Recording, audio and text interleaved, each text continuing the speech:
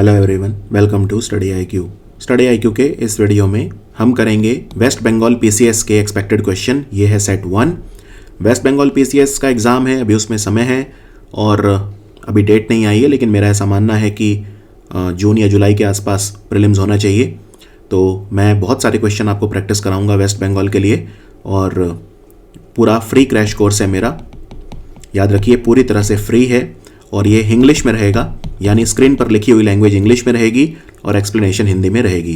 Current और static दोनों की प्रैक्टिस कराऊंगा। तो चलिए स्टार्ट करते हैं waste Bengal PSC.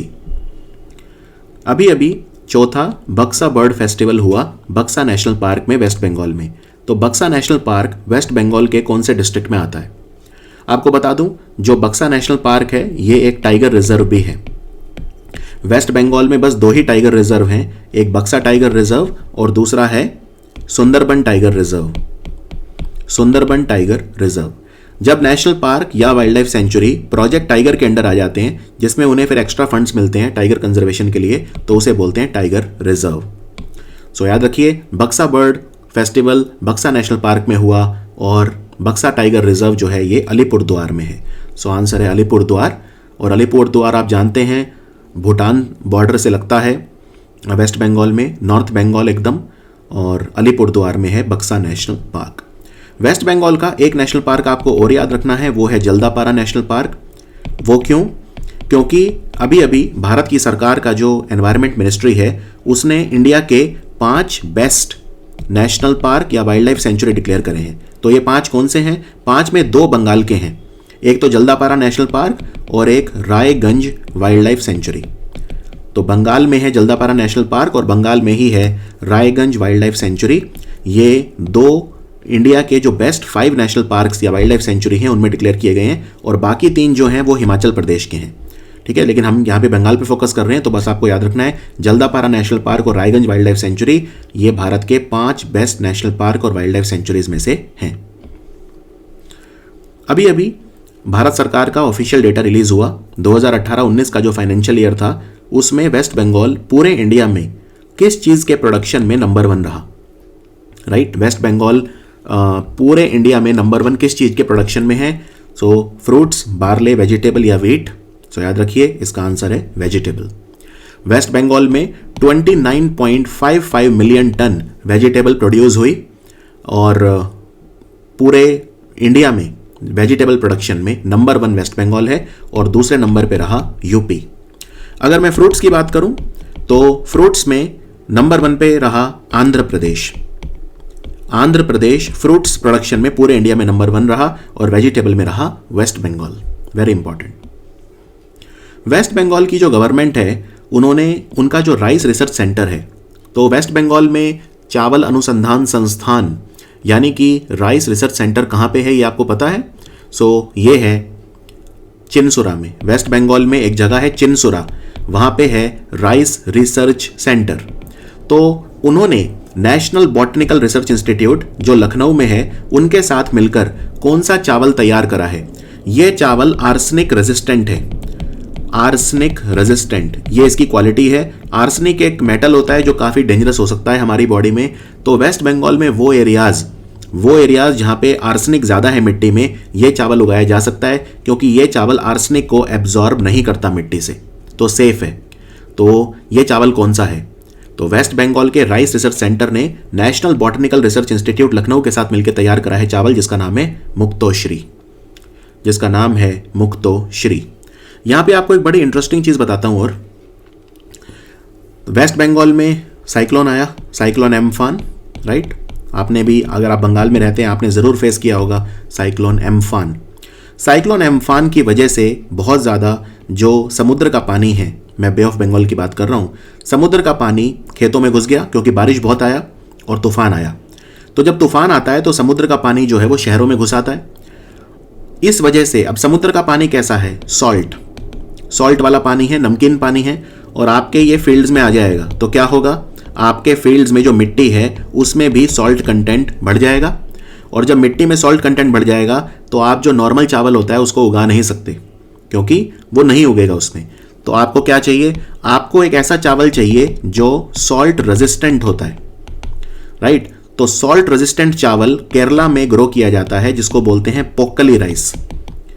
Pokkali rice. तो इस बार बंगाल के किसानों ने काफी ज्यादा पोक्कली राइस को ग्रो करा है और स्पेशली केरला से मंगाया गया पोक्कली राइस, POKKALI। तो ये राइस भी आपसे एग्जाम में पूछा जा सकता है कि पोक्कली राइस जो है कौन सा चावल है केरल का जो बंगाल के किसानों ने बहुत ज्यादा उगाया, क्योंकि पोक्कली राइस कैसा है, सॉल्ट रेजिस्टेंट है, तो ये डेल्टा वाले एरिया में भी ग्रो हो सकता है। डेल्टा वाले एरिया में क्या होता है, समुद्र का पानी और नदी का पानी मिलता है ना वहां पे, तो पानी नमकीन हो जाता है वहां पे, राइट।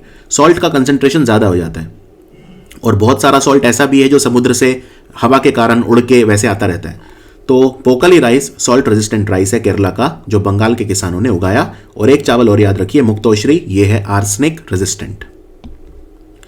तराई और द्वार, बंगाल का जो तराई और द्वार रीजन है जिसे तराई द्वार बोलते हैं, एक साथ बोलते हैं मिला के। वैसे आपको ये बता दूं, तराई वर्ड हम यूपी में ज्यादा यूज करते हैं, ठीक है। तराई होता क्या है, जो पहाड़ होते हैं उनके जो फुटहिल्स होते हैं, यानी जहां पे पहाड़ की ढलान खत्म हो रही है, जहां पे पहाड़ प्लेन से मिलता है, उस एरिया को तराई बोलते हैं, फुटहिल्स ऑफ द माउंटेन्स। तो यूपी वगैरह साइड में उसे तराई बोलते हैं, बंगाल में उसे द्वार बोलते हैं, लेकिन हम एक साथ मिलके भी उसे तराई द्वार बोल सकते हैं। वैसे असमीज लैंग्वेज में द्वार का मतलब होता है डोर, यानी कि दरवाजा, राइट। तो तराई द्वार का जो एरिया है बंगाल का, वो कौन से डिस्ट्रिक्ट उसमें आते हैं, दार्जिलिंग, जलपाईगुड़ी, अलीपुरद्वार या ऑल ऑफ द अबव। तो आपको मैं नॉर्थ बंगाल ले चलता हूं, ये नॉर्थ बंगाल है। तो नॉर्थ बंगाल में आप यहां पे देखिए, ये है दार्जिलिंग, और दार्जिलिंग से अलग होके 2017 में एक डिस्ट्रिक्ट बना था, यह है कलिम्पोंग, राइट। पहले कलिम्पोंग दार्जिलिंग का ही पार्ट था। तो अगर आप नॉर्थ बंगाल को देखें तो एकदम नॉर्दर्न बंगाल, यानी दार्जिलिंग का नॉर्थ और कलिम्पोंग का नॉर्थ, ये हिल स्टेशन है, क्योंकि यहाँ पे नॉर्थ में है ये, तो हिमालयाज हैं यहाँ पे जिन्हें बोलते हैं मिडल हिमालयाज। तो दार्जिलिंग में जो हिमालयाज हैं वो हैं मिडल हिमालयाज या लेसर हिमालयाज भी इन्हें कहा जाता है। तो सबसे ऊपर बंगाल में आपको मिलेंगे हिमालयाज, और उसके बाद जो नीचे का एरिया है ये यानी कि सिल्लीगुड़ी वाला जो एरिया है, जलपाईगुड़ी वाला एरिया है, अलीपुरद्वार और कूच बिहार, यहाँ पे एक्सटेंड करते हैं द्वार, क्योंकि माउंटेन्स तो खत्म हो गए लेकिन माउंटेन्स के फुटहिल्स यहाँ पे आ गए। और बाकी का जो बंगाल है वो प्लेन है, पूरा वो प्लेन है, लेकिन जो वेस्टर्न बंगाल है यानी कि पुरुलिया और बंकुरा वगैरह, ये प्लेट्यू है। तो ये छोटा नागपुर प्लेट्यू का ही एक्सटेंशन है यहाँ पे, जो वेस्टर्न बंगाल है, इसलिए यहाँ पे बारिश कम होती है और ड्रॉट काफी ज्यादा आता है। यहाँ पे बारिश सिर्फ 100 सेंटीमीटर के आसपास होती है, राइट। तो बंगाल की आपको पता होना चाहिए कि बंगाल में कहाँ क्या है। ये महानंदा कॉरिडोर है, इसे महानंदा कॉरिडोर बोलते हैं। तो ये चिकन स्नैक है, सिल्लीगुड़ी कॉरिडोर बोलते हैं इसे, जो सिल्लीगुड़ी से होकर रास्ता नॉर्थ ईस्ट की तरफ जाता है। सो क्लियर है, तो आंसर है ऑल ऑफ द अबव। क्योंकि दार्जिलिंग का जो लोअर हिस्सा है, ये सिल्लीगुड़ी डिवीजन है, जो यहाँ पे जलपाईगुड़ी, राइट, जलपाईगुड़ी ऑलमोस्ट पूरा, कुछ हिस्सा कलिम्पोंग का साउथ वाला हिस्सा, और अलीपुरद्वार और ये नीचे कूच बिहार, ये तराई द्वार का एरिया है। और ये बहुत फर्टाइल है, यहाँ पे बहुत फर्टाइल एरिया है, क्योंकि पहाड़ से जब मिट्टी आती है, पहाड़ से जब पानी ऊपर से आता है, तो इस एरिया में मिट्टी फर्टाइल सॉइल जो है उसको डिपॉजिट कर देती है। तो यहाँ पे बहुत ज़्यादा खेती की जाती है, और यहाँ पे मॉइस्चर की कोई कमी नहीं है क्योंकि पानी बहुत ज़्यादा रहता है, राइट। तो यहाँ पे जो वाटर गजलिंग क्रॉप्स हैं वो आसानी से ग्रो किए जा सकते हैं। तो तराई द्वार क्लियर है आपको क्या है बंगाल में। पश्चिम बंगाल का कौन सा एरिया है जो भारत की सरकार ने एक authorised land immigration check post declare करा है। देखो, अगर आपको इंडिया में एंटर करना है तो एक चेक पोस्ट से होकर गुजरना पड़ेगा, जहां पे कस्टम क्लियरेंस लेना पड़ेगा आपको, और दूसरे तरह के ट्रैवल क्लियरेंस वगैरह लेने पड़ेंगे। तो बंगाल में एक जगह है जिसका नाम है घोजा डांगा। घोजा डांगा को अब भारत की सरकार ने एक इमिग्रेशन चेक पोस्ट डिक्लेयर कर दिया है इंडो बांग्लादेश बॉर्डर के लिए, क्योंकि बंगाल में अगर कोई आ रहा है तो बांग्लादेश से ही आएगा, राइट। बंगाल का बॉर्डर बांग्लादेश से ही लगता है और किसी कंट्री से तो नहीं लगता है। हाँ, भूटान से ऊपर लगता है, लेकिन वहाँ से लोग उतने आते नहीं हैं, राइट। तो याद रखिए कि बांग्लादेश से आने वाले लोगों के लिए घोजा डांगा चेक पोस्ट, और एक नई चेक पोस्ट और बनाई है त्रिपुरा में जिसका नाम है अगरतला चेक पोस्ट, कैपिटल में। अगरतला और घोजा डांगा 2 मार्च 2020 से यह डिक्लेयर कर दी गई थी इमिग्रेशन चेक पोस्ट इंडिया में आने वाले लोगों के लिए, क्लियर। और ये घोजा डांगा चेक पोस्ट कौन से डिस्ट्रिक्ट में आती है, नॉर्थ 24 परगना, नॉर्थ 24 परगना। पश्चिम बंगाल की सरकार ने कौन सा मोबाइल ऐप लॉन्च करा जिससे वो लोग जो बंगाल में फंसे हुए हैं कोविड की वजह से, वो अपने घर वापस जा सकें और सरकार उनकी मदद करेगी। तो इस ऐप का नाम था एग्जिट ऐप लॉन्च किया था। और ये ऐप आप पश्चिम बंगाल सरकार की जो वेबसाइट है जिसको बोलते हैं एजीए बांग्ला, उससे डाउनलोड कर सकते हैं और फिर इस ऐप पे आप फॉर्म वगैरह भर सकते हैं, सरकार की परमिशन ले सकते हैं बंगाल को छोड़ने के लिए। पश्चिम बंगाल की सरकार ने एक योजना शुरू करी है जिसका नाम है स्नेहर पोरोश। स्नेहर पोरोश योजना किसके लिए शुरू करी थी? याद रखिए, स्नेहर पोरोश योजना जो है वो माइग्रेंट लेबरर, प्रवासी मजदूरों के लिए स्टार्ट की गई थी। और एक योजना और स्टार्ट की गई थी जिसका नाम था प्रोचेस्टा स्कीम स्टार्ट की गई थी। किसके लिए? Workers in the unorganised sector. Workers in the unorganised sector यानी गैर संगठित क्षेत्र के मजदूरों के लिए स्टार्ट की गई थी प्रोचेस्टा, और माइग्रेंट वर्कर्स के लिए, माइग्रेंट लेबरर्स के लिए स्टार्ट की गई थी स्नेहर पोरोश। स्नेहर पोरोश योजना है क्या? इसमें वेस्ट बंगाल की गवर्नमेंट 1,000 रुपये देगी माइग्रेंट वर्कर को, जिससे वो अपने घर वापस जा सकें, राइट। और प्रोचेस्टा स्कीम जो है उसमें डेली वेज लेबरर जो हैं, जो कोरोना की वजह से अफेक्ट हुए हैं, उन्हें भी सरकार 1,000 रुपये का फाइनेंशियल असिस्टेंस देगी। तो दोनों में जो अमाउंट था वो 1,000 रुपीज़ था, स्नेहर पोरोश में भी और प्रोचेस्टा में भी। वेस्ट बंगाल की गवर्नमेंट ने कौन सा स्कीम स्टार्ट किया है जिसमें 50,000 एकड़ बैरन लैंड होता है बंजर भूमि जिस पर खेती नहीं हो सकता, एग्रीकल्चर नहीं हो सकता, it is not fit for agriculture. तो 50,000 एकड़ जमीन बंगाल के 6 डिस्ट्रिक्ट्स में उसको इनकम जनरेटिंग एक्टिविटीज़ के लिए यूज़ किया जाएगा, क्योंकि खेती नहीं हो सकती। लेकिन इसका मतलब ये नहीं है दूसरी चीज़ें नहीं हो सकती। आप वहाँ पे हॉर्टिकल्चर कर सकते हैं, फ्रूट्स और वेजिटेबल ग्रो कर सकते हैं, बागवानी विकास जिसे बोलते हैं, आप वहाँ पे बाग बना सकते हैं, आप वहाँ पे पाइसी कल्चर कर सकते हैं, मछली पालन कर सकते हैं, राइट। आप वहाँ पे एपी कल्चर कर सकते हैं, मधुमक्खी पालन कर सकते हैं, आप वहाँ पे सेरी कल्चर कर सकते हैं यानी सिल्क वर्म्स को रियर कर सकते हैं। तो एग्रीकल्चर नहीं कर सकते लेकिन एलाइड एक्टिविटीज़ तो कर सकते हैं, राइट। और ये 50,000 बैरन लैंड कहाँ कहाँ पे है? ये बंगाल के 6 डिस्ट्रिक्ट्स में है, बंकुरा, बीरभूम, पुरुलिया, झारग्राम, वेस्ट बर्धमान और वेस्ट मिदनापुर, यानी वही जो वेस्टर्न पार्ट ऑफ बंगाल है वहाँ पे, जहाँ पे बारिश उतनी नहीं होती, जहाँ पे बंजर भूमि बहुत ज़्यादा है, तो उसको अब यूज़ किया जाएगा फॉर इनकम जनरेटिंग एक्टिविटी। और इस स्कीम का नाम रखा है मातिर स्मृष्टि। इसमें 2.5 लाख लोगों को फायदा होगा, ऐसा सरकार का कहना है। 2.5 लाख लोग इससे बेनिफिट करेंगे। दार्जिलिंग का जो माउंटेनस रीजन है, राइट, उसको कौन सी नदी 2 पार्ट्स में डिवाइड करती है? दार्जिलिंग के जो माउंटेन्स हैं, राइट, इनको मिडल हिमालयाज बोलते हैं, तो इनको एक नदी है जो 2 पार्ट्स में डिवाइड करती है। ये नदी कौन सी है? तो ये नदी है तीस्ता नदी। तीस्ता नदी सिक्किम से आती है, ऊपर से सिक्किम से निकलती है और फिर ये बंगाल आती है और फिर ये आगे बांग्लादेश जाती है। तो ये 2 पार्ट्स में डिवाइड करती है। एक तो है सिंगालीला माउंटेन रेंज और दूसरा है दार्जिलिंग रेंज। सिंगालीला रेंज जो है, जो पूरे वेस्ट बंगाल का हाईएस्ट पीक है, वो यहीं पे है, जिसको बोलते हैं संडाकफू। ये हाईएस्ट माउंटेन रेंज है पूरे वेस्ट बंगाल का। क्लियर? आपने संडाकफू ट्रैकिंग सुना होगा, तो संडाकफू ट्रैकिंग बहुत फेमस है टूरिज्म के हिसाब से। बहुत लोग दार्जिलिंग में जाते हैं संडाकफू ट्रैक कर रहे हैं। और बस यही याद रखना है, तीस्ता रिवर उसे एक सिंगालीला रेंज, और सिंगालीला रेंज जो है वहां पे एक नेशनल पार्क भी है जिसे बोलते हैं सिंगालीला नेशनल पार्क। भारत की सरकार को वेस्ट बंगाल में कौन से कमांड एरिया में फ्लड मैनेजमेंट के लिए $145 मिलियन का लोन मिला है AIIB से, यानी एशियन इंफ्रास्ट्रक्चर इन्वेस्टमेंट बैंक, जिसका हेडक्वार्टर बीजिंग में है।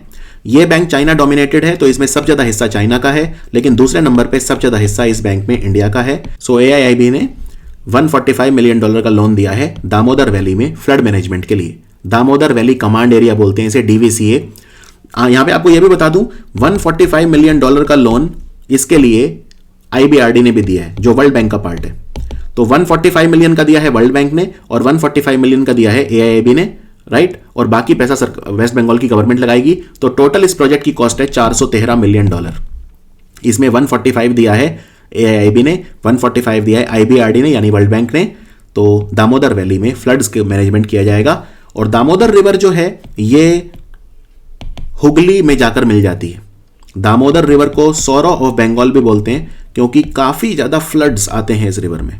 और हुगली जो है, हुगली में पानी कहां से आता है? गंगा रिवर से। तो गंगा रिवर की डिस्ट्रीब्यूटरी है हुगली, क्योंकि जो हमने गंगा नदी पे फरक्का बैरेज लगाया हुआ है, फरक्का में, बंगाल में, वहां से पानी हुगली में डाइवर्ट कर दिया जाता है। National bank for agriculture and rural development यानी नबार्ड, नबार्ड ने वेस्ट बंगाल को कितना लोन दिया है फाइनेंशियल ईयर 2021 के लिए? तो नबार्ड ने सैंक्शन किया है 1050 करोड़, 1050 करोड़। और इसको ब्रेकअप करके देखें तो इसमें 300 करोड़ दिया जाएगा माइक्रो फाइनेंस इंस्टीट्यूशन को, और 700 करोड़ दिया जाएगा इसमें स्टेट कोऑपरेटिव बैंक्स को, और बचा हुआ 50 करोड़ जो है वो दिया जाएगा regional rural banks of Bengal. तो टोटल हो गया 1050 करोड़। नबार्ड के चेयरमैन कौन है? मिस्टर चिंतला गोविंद रुजुलू, चिंतला गोविंद रुजुलू, और नबार्ड बना था 12 जुलाई 1982 को। कौन सा बैंक है जिसने कोविड टैकल करने के लिए वेस्ट बंगाल की गवर्नमेंट को 1950 करोड़ रुपए का लोन दिया है? 1950 करोड़, 1950 करोड़ का जो लोन है वो वर्ल्ड बैंक ने दिया है। सो आंसर है वर्ल्ड बैंक। वर्ल्ड बैंक का हेडक्वार्टर वॉशिंगटन डीसी में है, और वर्ल्ड बैंक के प्रेसिडेंट है मिस्टर डेविड मेल्पस, जो अमेरिका के हैं। कौन सी कंपनी है जो $3 मिलियन इन्वेस्ट करेगी वेस्ट बंगाल और महाराष्ट्र में एग्रीकल्चर कम्युनिटीज को सेफ वाटर एक्सेस देने के लिए? तो ये कंपनी है पेप्सिको। ये कंपनी है पेप्सिको, और पेप्सिको एक कंपनी के साथ मिलकर काम करेगी जिसका नाम है वाटर एड, और पेप्सिको कंपनी अमेरिका की है। पेप्सिको कंपनी के सीईओ हैं रामोन लागुआर्ता, रामोन लागुआर्ता। वेस्ट बंगाल की गवर्नमेंट ने जो आईटी प्रोफेशनल्स हैं, वाइट कॉलर जॉब में जो हैं, इंजीनियर हैं, इंफॉर्मेशन टेक्नोलॉजी प्रोफेशनल, उनके लिए जॉब पोर्टल बनाया है। तो इसका नाम क्या रखा है? इसका नाम रखा गया है कर्मभूमि पोर्टल। सो आंसर है कर्मभूमि पोर्टल। कौन सा मोबाइल ऐप है जो वेस्ट बंगाल गवर्नमेंट ने लॉन्च किया है जिससे आप डॉक्यूमेंट्स को स्कैन कर सकते हैं? तो इस ऐप का नाम है सेल्फ स्कैन। इससे आप अपने डॉक्यूमेंट स्कैन कर सकते हैं। पहले लोग कैम स्कैनर यूज करते थे जो चाइनीज ऐप था, इसलिए वेस्ट बंगाल की गवर्नमेंट ने अपना खुद का मोबाइल ऐप बनाया है। भारत और भूटान के बीच एक नया ट्रेड रूट स्टार्ट हुआ है, व्यापार रास्ता। ये वेस्ट बंगाल के कौन से शहर को जोड़ेगा? भूटान के पसाखा से। तो ये वेस्ट बंगाल के जयगांव को जोड़ेगा पसाखा। तो जयगांव से पसाखा तक एक नया रूट स्टार्ट हुआ है। जयगांव वेस्ट बंगाल में है और पसाखा भूटान में है। और भूटान में इंडिया की एम्बेसडर कौन है? रुचिरा कंबोज, रुचिरा कंबोज। भूटान की कैपिटल थिम्पू है और भूटान की करेंसी है नगुल्ट्रम, नगुल्ट्रम। भारत और भूटान मिलकर 2 प्रोजेक्ट भी बना रहे हैं। एक का नाम है मांग डेच्छू और दूसरे का नाम है खोलोंग छू। तो ये दोनों प्रोजेक्ट भी आपको याद रखने हैं। बंगाल की सरकार ने एक स्कीम स्टार्ट करी है, कर्मा साथी प्रकल्प, राइट। इस स्कीम में सरकार कितने अनएम्प्लॉयड यूथ हैं जिन्हें सॉफ्ट लोन और सब्सिडी देगी? कितने अनएम्प्लॉयड यूथ का टारगेट रखा है उन्होंने? तो याद रखिए, इन्होंने रखा है 1 लाख यूथ का। 1 लाख यूथ बंगाल के जो हैं उन्हें सॉफ्ट लोन और सब्सिडी दी जाएगी, जिससे वो सेल्फ रिलायंट बन सकें, आत्मनिर्भर बन सकें। एक नदी बहती है बंगाल में, बराकार। ये कौन सी नदी में जाकर मिलती है? बराकार एक काफी इंपॉर्टेंट रिवर है और ये जाके दामोदर में मिलती है। बराकार ट्रिब्यूटरी है दामोदर की और दामोदर ट्रिब्यूटरी है हुगली की और हुगली डिस्ट्रीब्यूटरी है गंगा की। Central mechanical engineering research institute, यहां पे दुनिया का सबसे बड़ा सोलर ट्री लगाया गया है। यह बंगाल में कहां पे है? तो याद रखिए, यह दुर्गापुर में है। Central mechanical engineering research institute, CMERI। Answer है दुर्गापुर। दुर्गापुर स्टील प्लांट के लिए भी फेमस है, दुर्गापुर स्टील प्लांट। और यहां पे जो सोलर ट्री लगा है इसकी कैपेसिटी है 11,500 वाट, या आप इसे 11.5 किलोवाट भी बोल सकते हैं। तो ये दुनिया का सबसे बड़ा सोलर ट्री बन गया है। इससे पहले लंदन में था सबसे बड़ा, जिसकी कैपेसिटी थी 8.6 kW, लेकिन अब इसकी है 11.5 kW। कोलकाता पोर्ट का नाम बदलकर अब क्या रख दिया गया है? कोलकाता पोर्ट भारत का सबसे पुराना पोर्ट है, 1870 में बना था, राइट। और अब चल रहा है 2021, यानी 2020 अब खत्म हुआ है, तो 150 साल पूरे हो गए हैं कोलकाता पोर्ट को, और इसका नाम अब श्यामा प्रसाद मुखर्जी पोर्ट रख दिया गया है, श्यामा प्रसाद मुखर्जी पोर्ट। और यह भी याद रखिए, जम्मू कश्मीर में एक सुरंग है, चेनानी नशरी सुरंग, चेनानी नशरी सुरंग, इसका नाम भी श्यामा प्रसाद मुखर्जी टनल अब रख दिया गया है। इंडियन नेवी, उन्होंने एक कोस्टल सिक्योरिटी एक्सरसाइज करा जिसका नाम है मातला अभियान। ये 29 जनवरी से 2 फरवरी 2020 तक हुआ था। कोस्टल सिक्योरिटी एक्सरसाइज, तटीय युद्ध अभ्यास, कहां पे हुआ था? तो ये हुआ था कोलकाता में हुआ था मातला अभियान, राइट। और एक नदी है बेसिकली मातला एक रिवर का नाम है जो सुंदरबन रीजन में जो फ्लो करती है नदी, यहां पे ये हुआ था, सुंदरबन डेल्टा वाले एरिया में हुआ था। और अगर आपसे ये पूछ लें एग्जाम में कि सुंदरबन डेल्टा कहां पे है, तो वो साउथ 24 परगना डिस्ट्रिक्ट में है। और लास्ट क्वेश्चन में एक चीज और बताता हूं आपको एक्स्ट्रा पॉइंट, कि कोलकाता का मतलब वेस्ट बंगाल का पहला डीप सी पोर्ट कहां पे बन रहा है। डीप सी पोर्ट बन रहा है एक जगह पे जिसको बोलते हैं ताजपुर, और ताजपुर है ईस्ट मिदनापुर में। ईस्ट मिदनापुर डिस्ट्रिक्ट में ताजपुर नाम की जगह है जहां पे वेस्ट बंगाल का पहला डीप सी पोर्ट बन रहा है। सुंदरबन डेल्टा कौन से डिस्ट्रिक्ट में है, जैसा मैंने पूछा था, तो ये है साउथ 24 परगना में सुंदरबन डेल्टा। ये मैंग्रोव ट्रीज के लिए फेमस है, ये भी याद रखिए। और सुंदरबन डेल्टा को सुंदरबन क्यों बोलते हैं, क्योंकि यहां पे एक ट्रीज मिलते हैं जिन्हें सुंदरी ट्रीज कहा जाता है, सुंदरी वृक्ष या सुंदरी ट्रीज। वेस्ट बंगाल की सरकार ने world summit on the information society award जीता कौन सी योजना के लिए।